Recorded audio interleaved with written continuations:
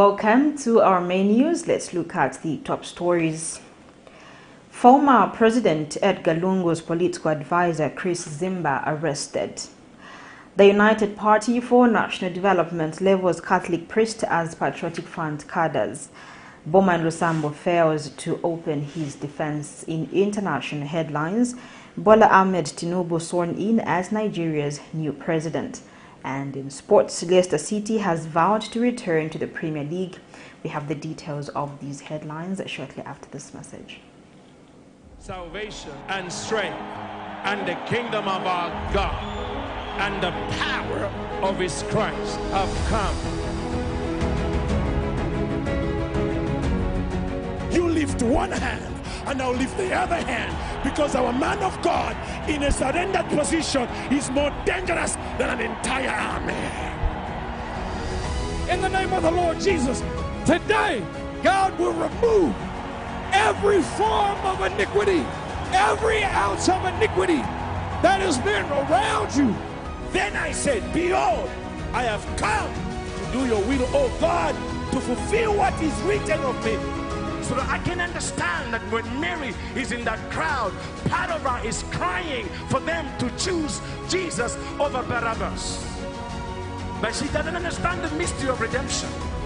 That Jesus did not come to the world to die a normal death, because a normal death does not do anything for you and I. Your great and mighty power, the heavens declare. Your great and mighty power, you're greater than the greatest, you're mightier than the mightiest, you're stronger than the strongest, better than the best.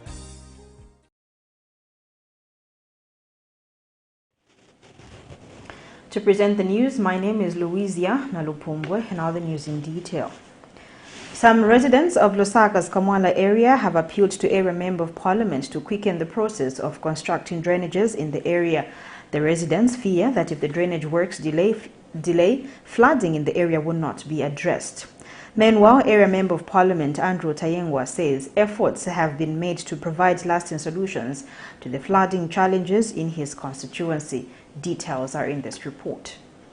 The devastating effects of the floods from the 2022-2023 rainy season in some parts of Lusaka's Kamwala South in Kawata constituency are still clear. The residents in the area are calling for the authorities to move in and ensure proper drainages are built as per President Hakainde Hichilema's directive when he visited the victims. The residents fear that if there is any delay in the construction of the drainages, the flooding situation will continue haunting them. We are appealing to the relevant authorities, the other people that can help us. The problem we karamba sana. So therefore government iwomberepo kuba tikitiwasa tu Afrika ko season inga yapo ya rainy season.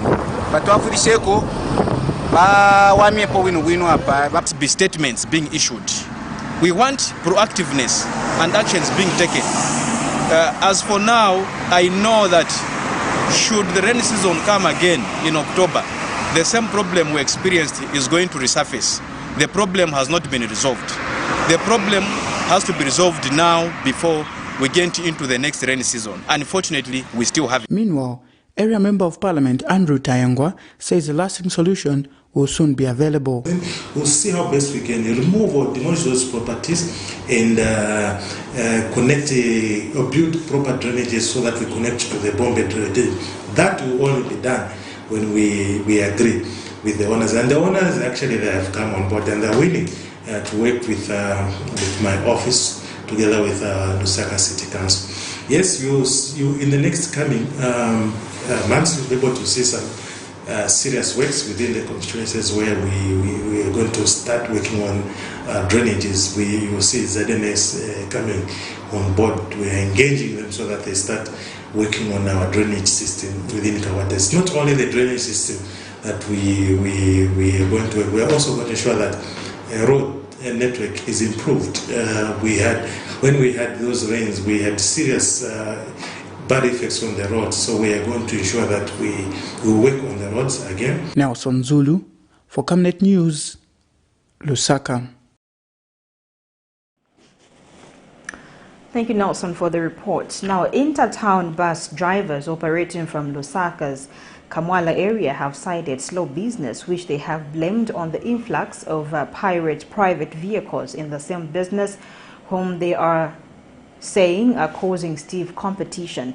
Speaking to Camnet News, one of the affected bus drivers, Mike Mwene, explains that while buses are only allowed to operate within a given radius, pirates' private vehicles are operating in all towns of the country with no limits, hence making business difficult for registered buses.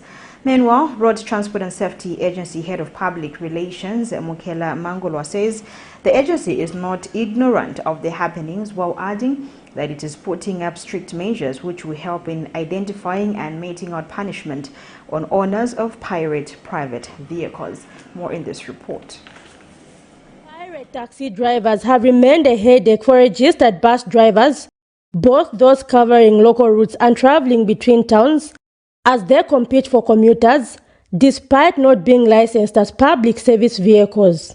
Pirate drivers are also known for being willing to lower down fares to accommodate varying customers, and they often have no limit in their radius of operation as compared to buses which have restrictions. Certain dangers have however been associated with pirate vehicles, such as overloading and frequent accidents due to not abiding by given road regulations. This is what has prompted bus drivers operating between Lusaka and Southern Province to voice out on the influx of pirate vehicles, urging the Ministry of Transport and Logistics to see to it that sanity is restored in the transport sector.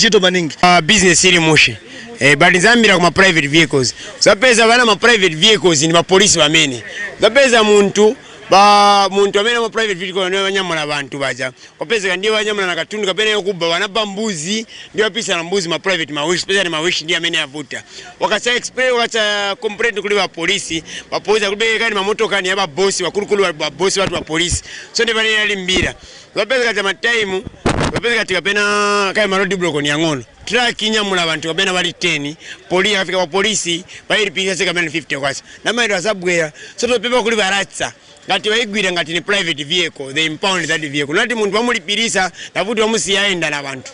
So make sure ngati ma pirates vehicles they should have ribbons, ma identity, ma whatever vonze viliko, so that inyamula abantu kapena bali 6 because those guys they carry more than 6 passengers mu motoka.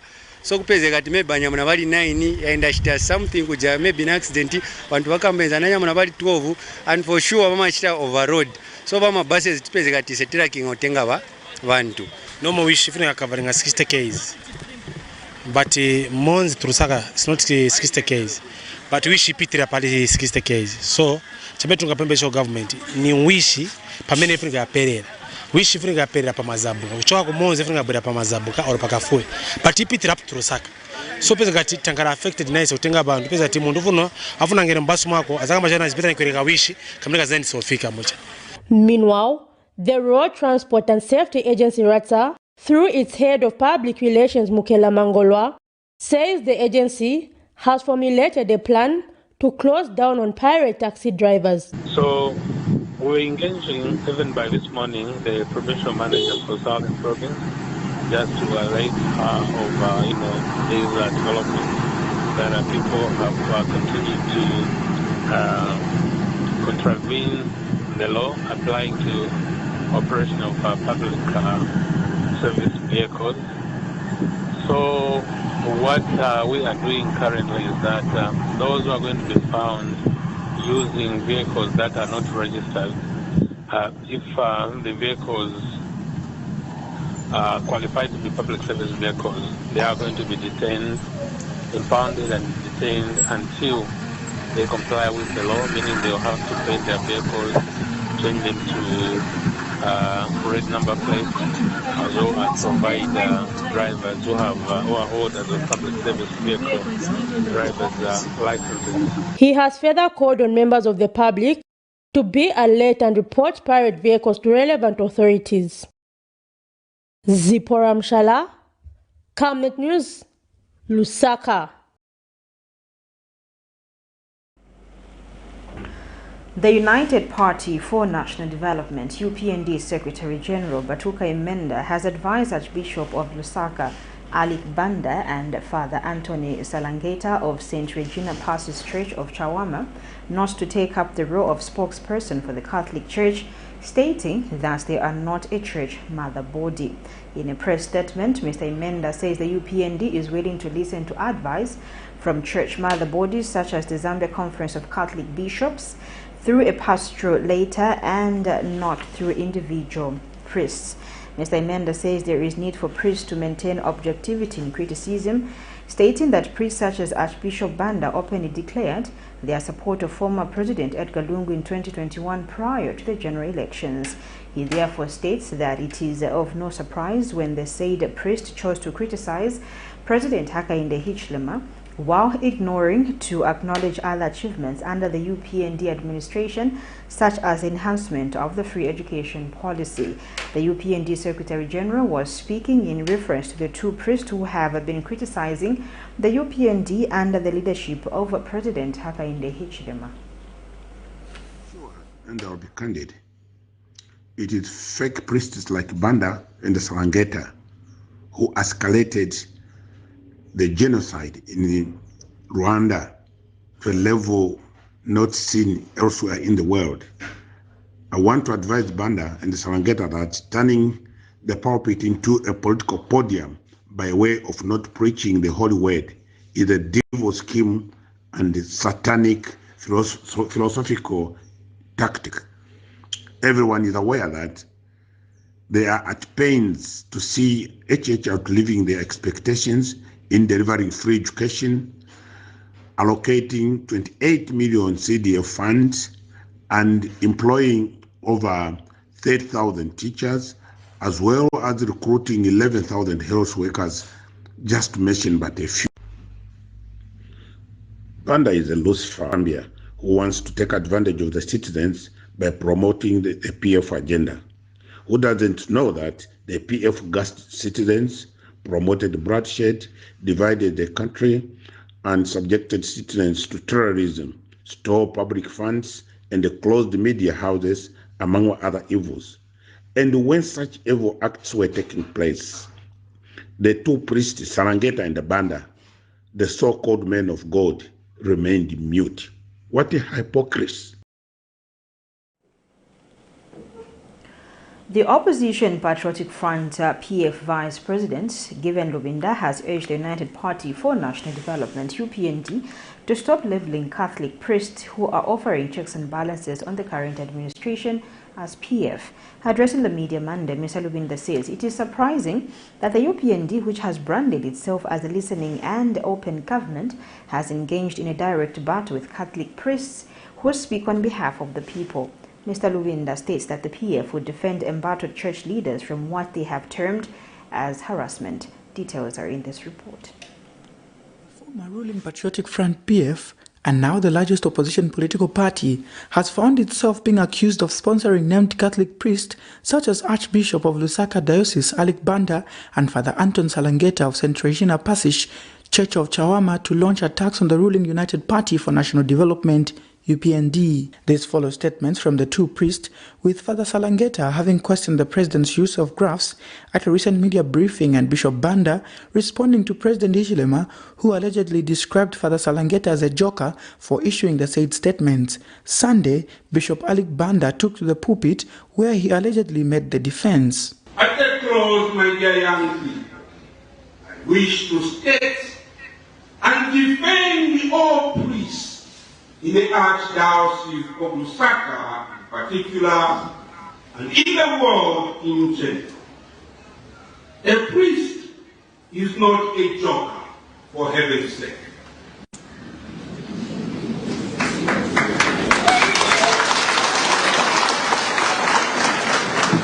A priest is not a joker, for heaven's sake.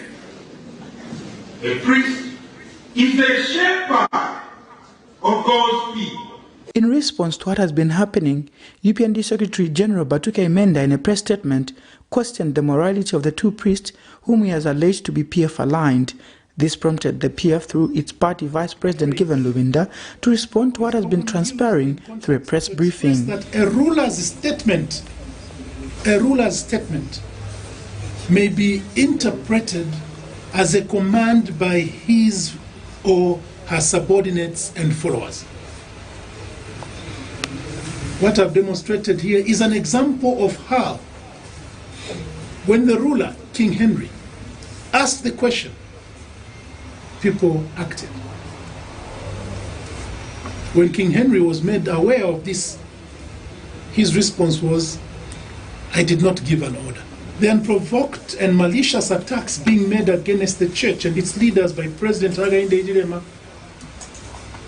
have been followed by the uncouth statements and insults being issued by his followers against the clergy. And these are a fulfillment of the consequences of the question, will no one rid me of this troublesome priest? Mr. Lubinda has also charged that the cost of most commodities in the country may soon escalate if the current administration does not heed to alternative policies being provided by various stakeholders.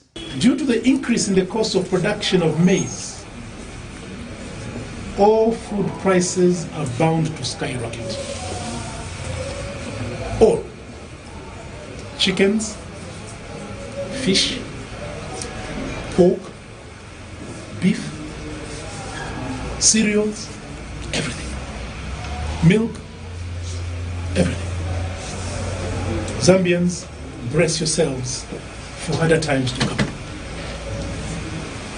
On our part, we shall continue to advise and we shall continue to criticize for the sake of making sure that the people who are governing us can do things better.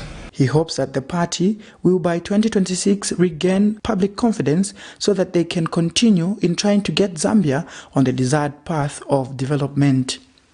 Nelson Zulu for Camnet News in Lusaka. Meanwhile, a social scientist, Innocent Kolala, has advised the governing United Party for National Development, UPND, to stop the verbal war with Catholic priests and focus on delivering on its campaign promises. The UPND have labeled Catholic priests who criticized President Hakainde Hichilema for using graphs to illustrate Zambia's economic growth amidst the prevailing high cost of living. But Mr. Kolala notes that the UPND administration currently has no stiff competition owing to what he termed as disorganization from the main opposition political party, the Patriotic Front. Hence, it is illogical to continue arguing with the clergy in public. Mr. Kolala says the UPND leadership can speak to the church using other avenues as opposed to exchanging bitter words in public. He has therefore advised the UPND to restrain its members from public altercations over the views of some Catholic priests, but focus on developing the country. So what we are expecting most of Zambians is to ensure that I think the UPND, they just focus their eyes on the ball of ensuring that I think they turn around the economy of this country, because ideally what they are doing, I think they are in the very much right trajectory. But of course, when someone is doing something good, you always see that I think some other people, they come in, they talk this and so forth. I think these are just the distractors. They're just being distracted from fulfilling what they promised the Zambian people. And henceforth, I think we are appealing both to the church as well as, of course, to the sitting political party to ensure that I think they dialogue, they come together in, I think, in a manner in which it's not supposed to be in public, because we know that the church can just make an appointment to State House or to whichever institution of their choice which they need to engage. Similarly, even the ruling political party can do the same. So what we are appealing to the church as well as to the political party in power is to ensure that they dialogue, they come together. Anti-Corruption Commission Senior Prosecutor Daniel Ngwira has told the court that it is questionable for former Kabushi Area Member of Parliament BOWMAN LUSAMBO to claim to be unwell when he was seen on social media on Saturday watching soccer at Woodland Stadium. Mr. LUSAMBO failed to open his defense this morning, submitting through his lawyers that he is unwell. This is in a case where he is accused of interfering with a state witness. Meanwhile, the state has placed new charges on Mr. LUSAMBO in relation to acquiring property deemed to be proceeds of crime. He is yet to take a plea. Details are in this report. Former Kabushi Area Member of Parliament BOWMAN LUSAMBO has failed to appear before the Lusaka Magistrate Court to open his defense in a matter he has been found with a case to answer for allegedly interfering with state witnesses in a matter he is facing before a different court. Mr. LUSAMBO was set to open his defense this morning, Monday, the 29th of May 2023, but begged the court through his lawyer, James Tembo, to move his case to a next date on ground that he is unwell. In responding to the defense application for an adjournment, Anti-Corruption Commission Senior Prosecutor Daniel Ngwira has told court that it is questionable for Mr. LUSAMBO to claim to be unwell when he was seen on social media on Saturday watching soccer at Woodland Stadium. Counsel Ngwira, who reluctantly did not object to the application, however expressed concern that the defense would have informed the state earlier. In this case, the former lawmaker has been charged with 3 counts of attempting to interfere with witnesses, allegations which he has denied before court. In the last court session, the witness had informed the court that on the 7th of April 2022, the accused tried to prevent witnesses from testifying in a case in which he is jointly charged with his wife, Nancy Manasseh, and are facing charges of possession of property suspected of being proceeds of crime. The matter has, however, been adjourned to the 11th of July 2023. Meanwhile, the state have slapped Mr. LUSAMBO with more new charges in relation to possession of property deemed to be proceeds of crime. He is yet to take plea. This new charge has brought the number of cases that Mr. LUSAMBO is facing before the subordinate court to 3. Miriam Kaimba, reporting for Camnet TV News.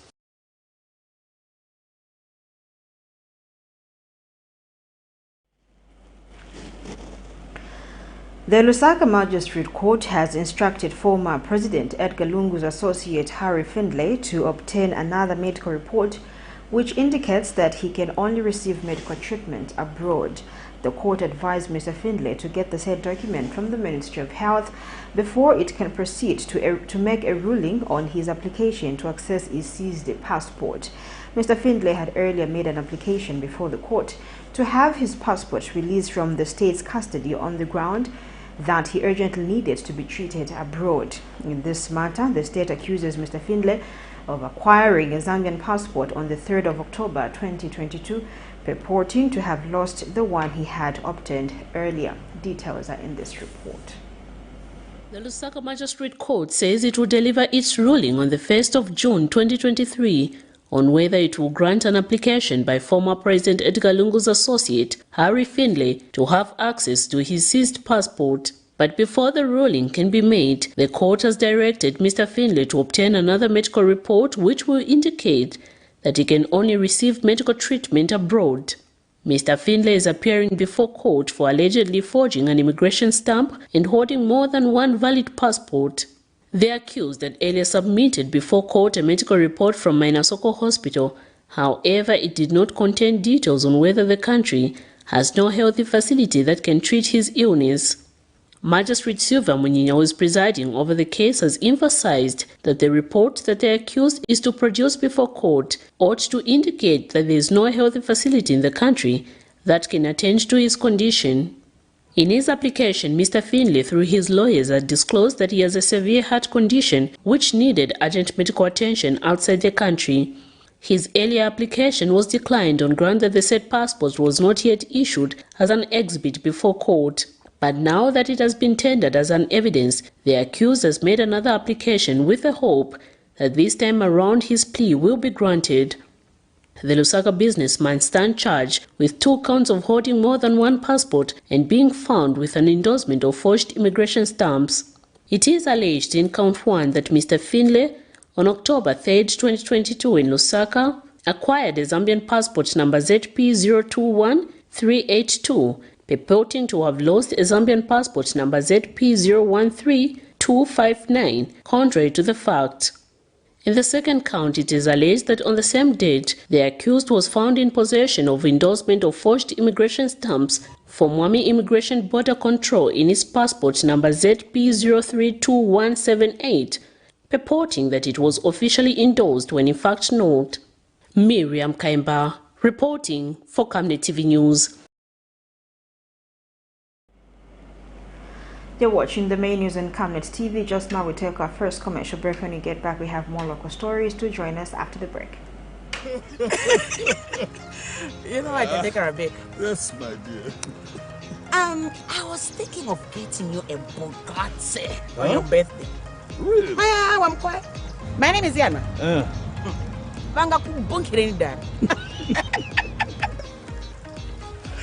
Don't worry, my dear. That's why there is insurance. Insurance? You heard me. Not just any kind of insurance, but Savenda General Insurance, a company that offers superior customer service, highly professional and dedicated staff. We are not just any insurance company, but an insurance company that actually pays our claims. We cover, among others, fire, marine, aviation, engineering, agriculture, motor vehicle, and miscellaneous insurance. So, live life to the full, knowing that Savenda General Insurance has got you covered. Savenda General Insurance. Insurance excellence. Your skin is the biggest muscle in your body. That's why we make sure that Oracle is #1 when it comes to taking care of your precious skin. Oracle Pure Petroleum Jelly and Glycerin soothes, moisturizes and keeps your skin perfect. Oracle Pure Petroleum products for that perfect skin.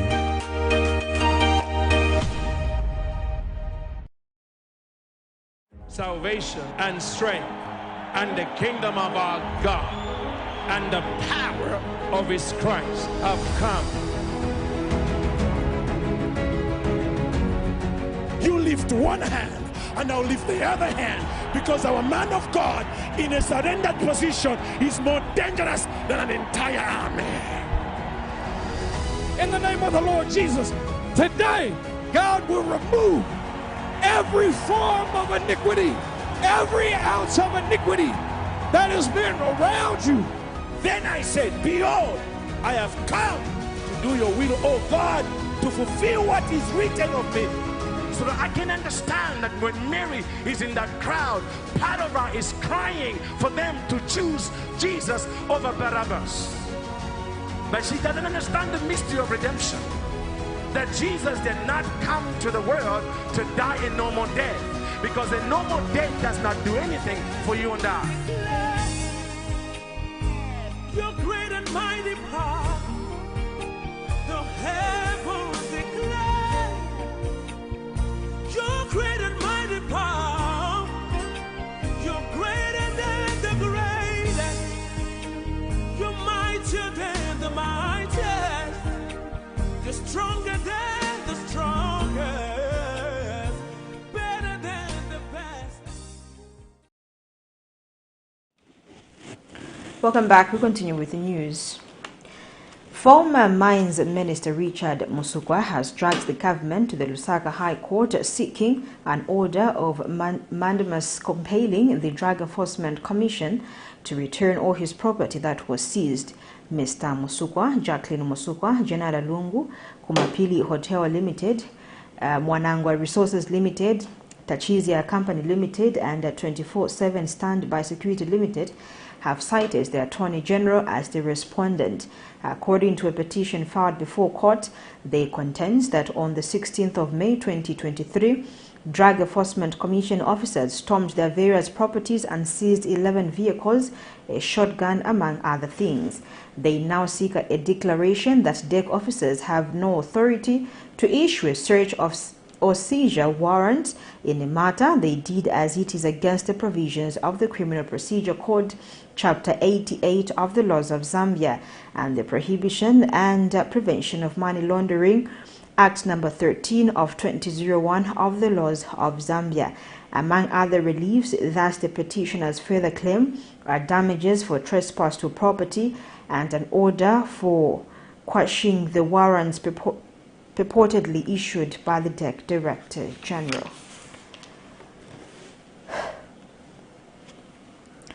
Former President Edgar Lungu political advisor Dr. Chris ZIMBA arrested on charges related to terrorism. Zambia police spokesperson Reha Monga confirmed the arrest to Camnet News, and Patriotic Front's presidential hopeful Emmanuel Mwamba has charged that the United Party for National Development government is targeting the PF official in order to sway people from real issues affecting the nation. Here's a report.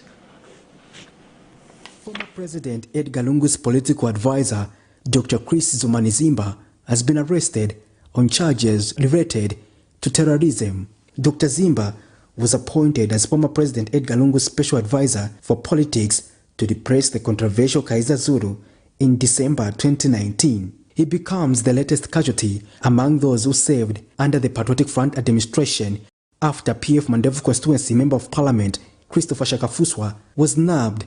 The charges Mr. ZIMBA is purportedly facing are considered a serious offense in Zambia and attract a sentence of life imprisonment in line with the Anti-Terrorism and Non-Proliferation Act of 2018. The Act seeks to prevent and prohibit the carrying out of terrorism financing and proliferation activities, provide for measures for the detection and prevention of terrorism and proliferation activities. Mr. ZIMBA was arrested Monday, 29th May 2023 in the afternoon around 12 hours and was taken to Woodlands Police, and Patriotic Front presidential hopeful Emmanuel Mwamba has charged that the UPND government is targeting PF officials in order to sway people from real issues affecting the nation.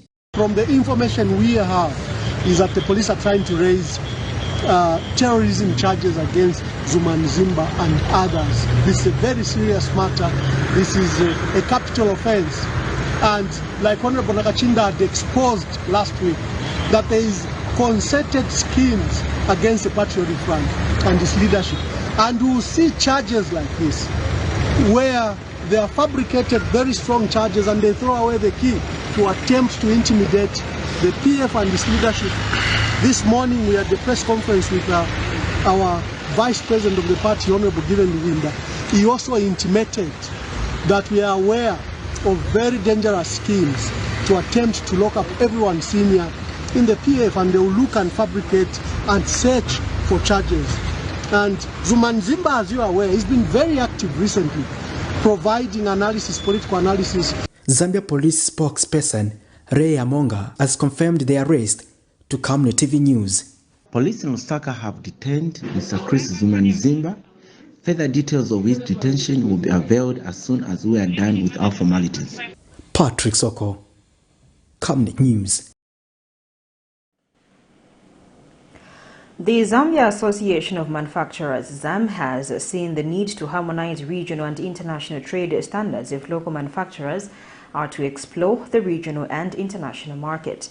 Association President Ashu Saga says it should not be a challenge to penetrate the regional market to export or import any products based on failure to meet the standards of another country. He says Zambian manufacturers have the ability to produce the finished products of international quality and hopes the coming of COMESA Head of State Summit slated for June 6th to 8th will address such challenges. Mr. Saga is calling on member countries to enhance cooperation in addressing the non-tariff barriers to trade and increasing access to market and services, citing that it is important in the quest to promote the growth of cross-border trade.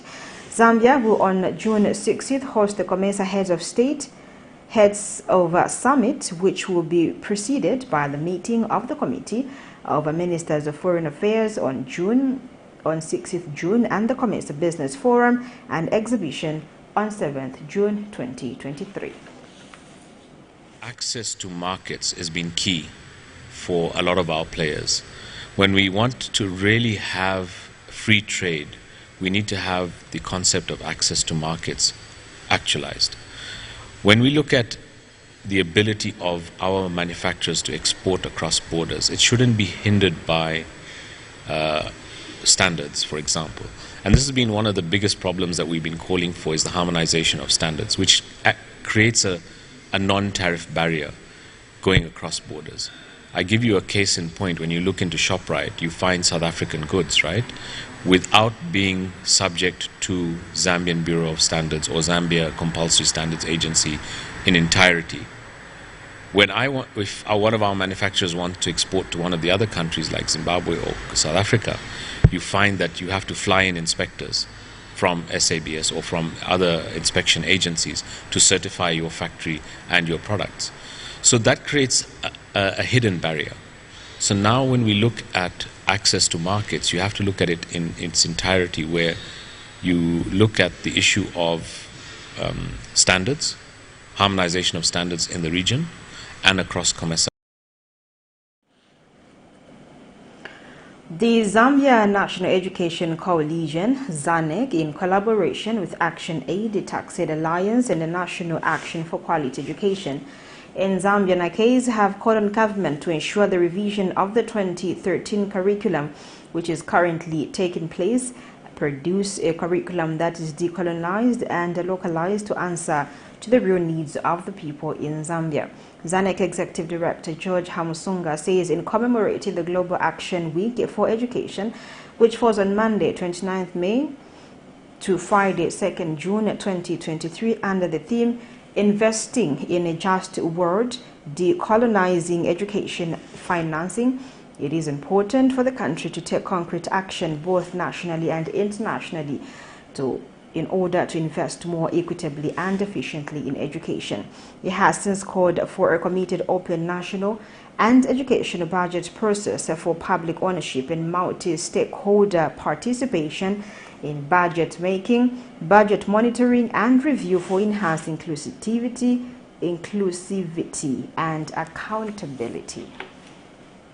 Curriculum which is currently taking place will produce a curriculum that is decolonized and localized to answer to the real needs of the people in Zambia. Furthermore, domestic resource mobilization through progressive taxation has proven to be the most sustainable and predictable source of revenue for all our countries. In line with the theme for the GAWE, decolonizing education financing, we are calling for the need for tax justice, shifting power to developing countries such as Zambia for a just world. We are aware that tax leakages have deprived Zambia of adequate resources to provide quality public services for all our citizens. With the introduction of free education policy, from early childhood education to secondary education, sustainable financing through domestic resource mobilization for education is not only critical for the achievement of SDG 4, but can equally help reduce the need for external dependency and influence our education agenda. We also take this opportunity to applaud the government for accelerating the implementation of decentralization. The Jesuit Center for Theological Reflection, JCTR, is calling for an end to political interference in the implementation of the Constituency Development Fund, CDF. JCTR has noted with concern the seemingly increasing political interference in the CDF processes, such as the involvement of district commissioners in the implementation of CDF and the possible negative effects this can have if left unchecked. JCTR Monitoring and Evaluation Officer and the Child Safeguarding Focal Person, Gibson Chiliowe, says evidence generated through JCTR's project on CDF accountability suggests strongly that political interference is significantly contributing to delays in the completion of various community projects in the constituencies. Mr. Chiliowe has disclosed that recent findings from a study under the CDF accountability project indicate that certain community projects approved in the 2022 CDF cycle remain incomplete, while others have not even commenced as of March 2023, despite the Ministry of Finance releasing funds to local authorities. He says JCTR therefore calls on government to take immediate action to address political interference in the implementation of CDF and to ensure strict adherence to the CDF guidelines by all stakeholders, which should also include strengthening the accountability mechanisms over CDF funds to ensure politicians or the local authority are held accountable for any misuse of these funds.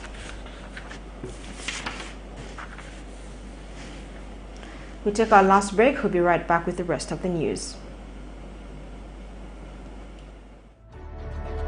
Water is life. Each drop counts and each must be cherished.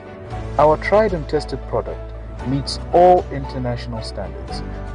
With our smart drip technology, we aim to deliver precision irrigation designed to reduce blockage and wastage, ensuring a high yield.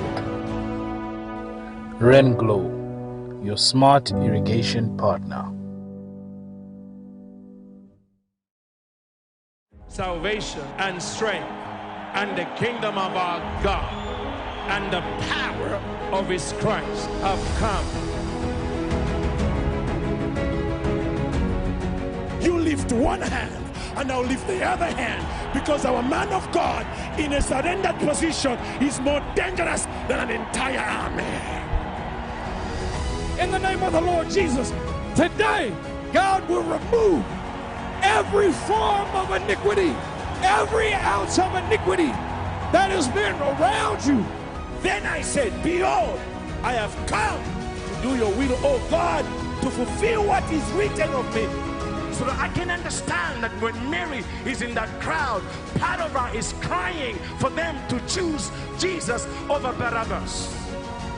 But she doesn't understand the mystery of redemption. That Jesus did not come to the world to die a normal death, because a normal death does not do anything for you and I. Your great and mighty power, the heavens declare. Your great and mighty power, you're greater than the greatest, you're mightier than the mightiest, you're stronger than the strongest, better than the best. Welcome back. In our international news, Nigeria's Bola TINUBU has been sworn in as president of Africa's most populous country, Nigeria, at a period of unprecedented challenges, leaving some citizens hopeful for a better life and others skeptical that his government would perform better than the one he succeeded.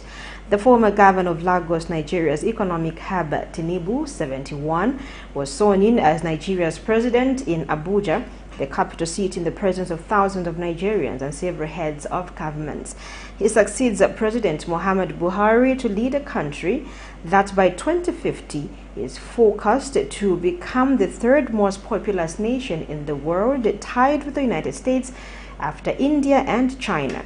And now President TINUBU has promised to build on Buhari's efforts to deliver democratic dividends to citizens in a country where deadly security crisis, widespread poverty and hunger have left many frustrated and angry.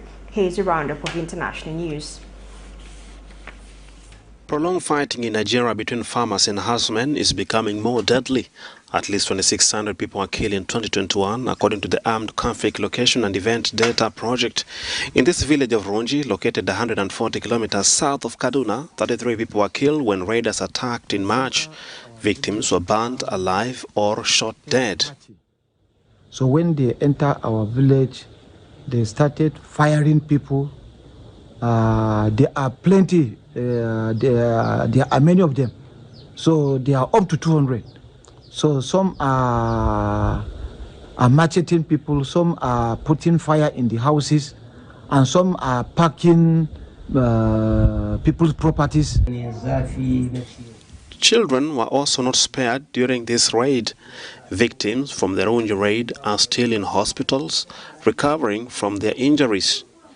9-month-old Christian Johathan's mother was shot dead as she fled with him in her arms.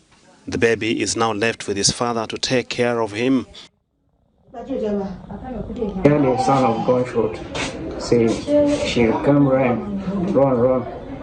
As they go meet her for the roadside.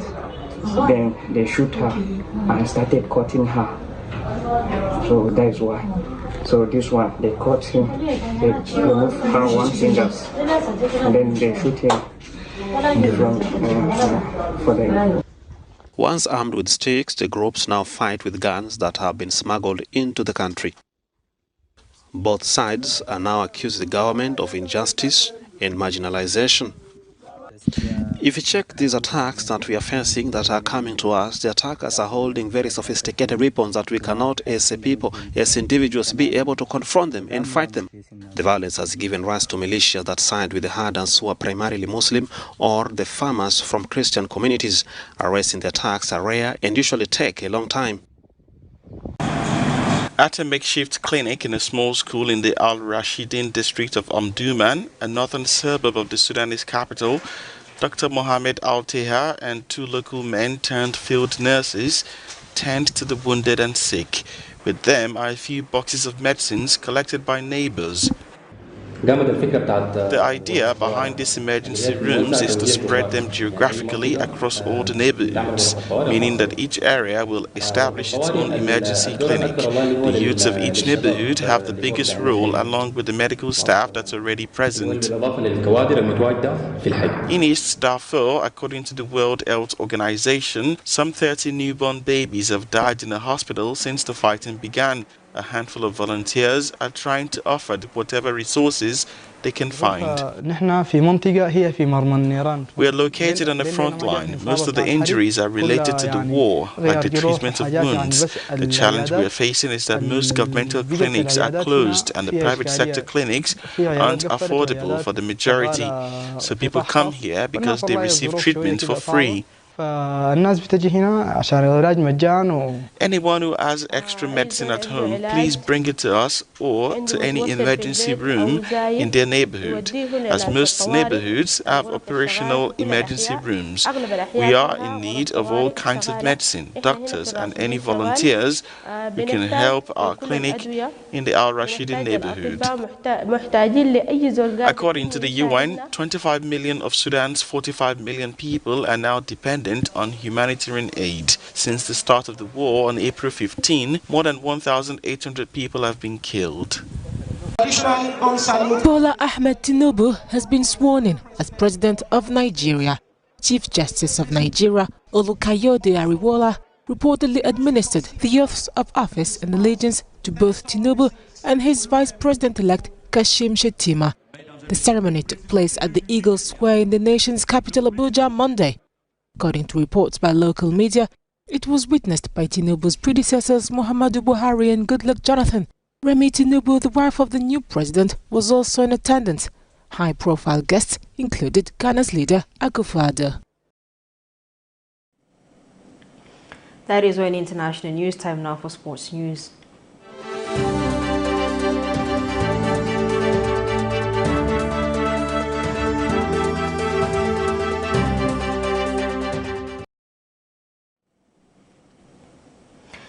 In sports news, embattled 2015-2016 English Premier League side Leicester City has vowed to return to the country's biggest football showpiece.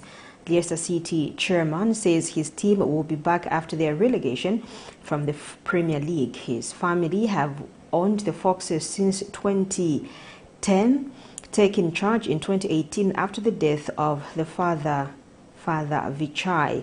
He says relegation is undeniably a significant setback, but it will not define the team. Patson Daka's side were yesterday relegated back to the championship under boss Dean Smith despite a 2-1 win over West Ham United.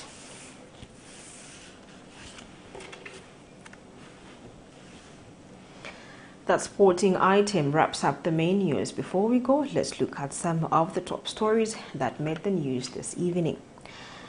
Former President Edgar Lungu's political advisor Chris ZIMBA arrested. The United Party for National Development labels Catholic priests as PF cadres. BOWMAN LUSAMBO fails to open his defense in international headlines. Bola Ahmed TINUBU sworn in as Nigeria's new president. And finally, Leicester City has vowed to return to the Premier League. When I look at the Camnet verse for today, coming from Deuteronomy 4 verse 29, it reads, "But from there you will seek the Lord your God, and you'll find him, if you search after him with all your heart and with all your soul." Thank you so much for watching. On behalf of the entire production and news crew, my name is Louisia Nalupumbwe. Good night.